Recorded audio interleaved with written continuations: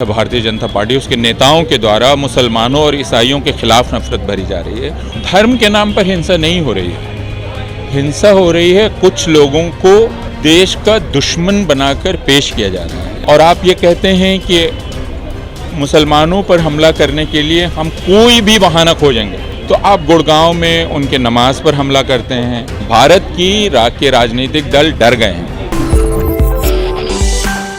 देख रहे हैं घंटा, मैं हूं प्रफुल्ल और हमारे साथ मौजूद हैं प्रोफेसर अपूर्वानंद, जो सामाजिक कार्यकर्ता प्रोफेसर हैं। और प्रोफेसर का काम होता है कि समाज को शिक्षित करना। लेकिन सवाल ये है, आपने भी कहा कि सेकुलरिज्म को लेकर धर्मनिरपेक्षता की बात हम लोग करते हैं, लेकिन आए दिन धर्म के नाम पे हिंसाएं होती हैं। धर्म के नाम पर हिंसा नहीं हो रही है, हिंसा हो रही है कुछ लोगों को देश का दुश्मन बनाकर पेश किया जा रहा है। ये धर्म के नाम पर हिंसा मैं इसको नहीं कहता हूँ। अगर आप एक मुसलमान पर हिंसा कर रहे हैं तो ये हिंदू धर्म के नाम पर आप कर रहे हैं क्या? आप हिंदू धर्म को और भारतवर्ष को एक मिला देते हैं, एक में। और आप ये कहते हैं कि मुसलमानों पर हमला करने के लिए हम कोई भी बहाना खोजेंगे, तो आप गुड़गांव में उनके नमाज पर हमला करते हैं। अगर वो अपने घर में कोई त्यौहार मनाते हैं ईसाई, तो आप उन पर हमला करते हैं।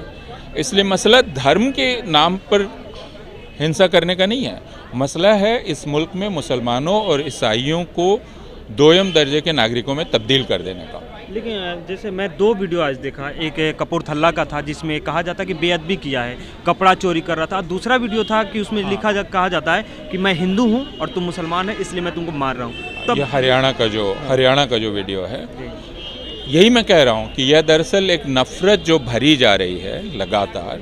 और ये जो आज शासक दल है भारतीय जनता पार्टी, उसके नेताओं के द्वारा मुसलमानों और ईसाइयों के खिलाफ नफरत भरी जा रही है और झूठ बोलकर और उनको बदनाम करते हुए। जैसे असम के मुख्यमंत्री यह कहते हैं कि बदरुद्दीन अजमल वहाँ अगर सुपर 60 चला रहे हैं कोचिंग इंस्टीट्यूट, तो वो हिंदुओं से उनकी नौकरियाँ छीन रहे हैं। अब अगर इस तरह का प्रचार होगा, या अगर उत्तराखंड का मंत्री बोलेगा कि हमारे यहाँ लैंड जिहाद हो रहा है, या हरियाणा का मंत्री बोलेगा लैंड जिहाद हो रहा है, तो वह मुसलमानों के खिलाफ एक नफ़रत का प्रचार कर रहा है। ईसाइयों के खिलाफ नफ़रत का प्रचार हो रहा है जब ये कहा जाता है कि वो धर्मांतरण कर रहे हैं, जो कि झूठ है पूरी तरह से। एक और दूसरे की धर्मांतरण अपने आप में कोई अपराध नहीं है।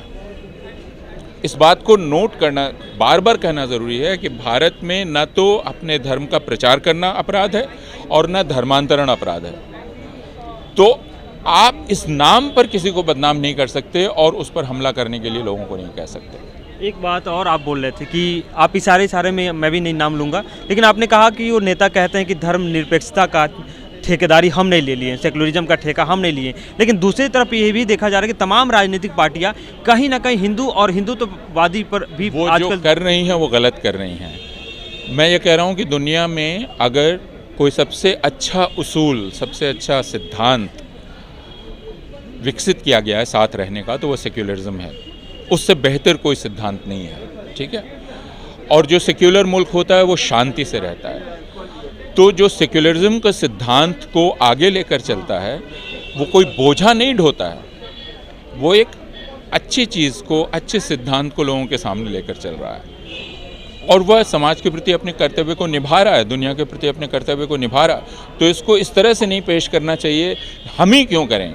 ये तो कुछ ऐसी ही बात हो गई कि हम ही सच क्यों बोलें, पूरी दुनिया झूठ बोल रही है, तो हम ही अच्छा काम क्यों करें, पूरी दुनिया अगर गलत काम कर रही है। तो भारत के राजनीतिक दल डर गए हैं। और भारत के राजनीतिक दल ऐसा सोचते हैं कि चूंकि मतदाता ज़्यादा हिंदू हैं तो उन्हीं के वोट हमें लेने हैं। लेकिन ये याद रखना चाहिए कि भारत में हर एक धर्म का व्यक्ति मतदाता है और भारत पर हर एक व्यक्ति का अधिकार है, हर एक मतदाता का।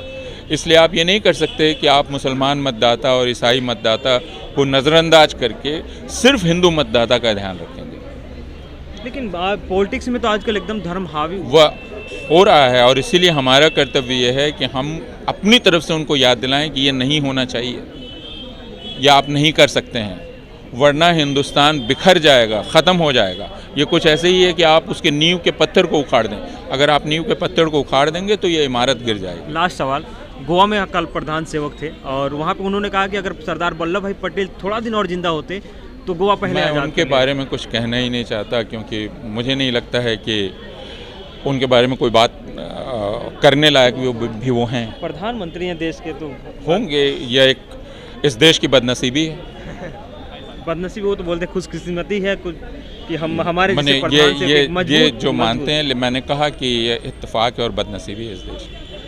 थैंक यू बात करने के लिए। तो ये था हमारे साथ प्रोफेसर अपूर्वानंद जो अपनी बात रख रहे थे, और सामाजिक जो सेकुलरिज्म को लेकर बहस भी, और एक तरफ से हिंदू और हिंदुत्ववादी को लेकर भी तमाम सियासी पार्टियाँ और सियासत के गलियारों में ये चर्चाएं आम हो चुकी है। आप टीवी डिबेट में भी देखेंगे, आप तमाम पॉलिटिकल नेताओं के जुबान पे भी ये कि हिंदू कौन है, हिंदुत्ववादी क्या है, तो इन तमाम तरह के एक बहस छिड़ा हुआ है। खैर देखिए, बहुत चीज़ें आपको देखने को मिलेगी, क्योंकि ये नया भारत है और आत्मनिर्भर बनते भारत में बहुत ऐसी तस्वीरें, बहुत ऐसी बातें, बहुत विचारधाराएँ आपसे टकराएगी हर रोज़, और टकराना आपका काम हो जाएगा।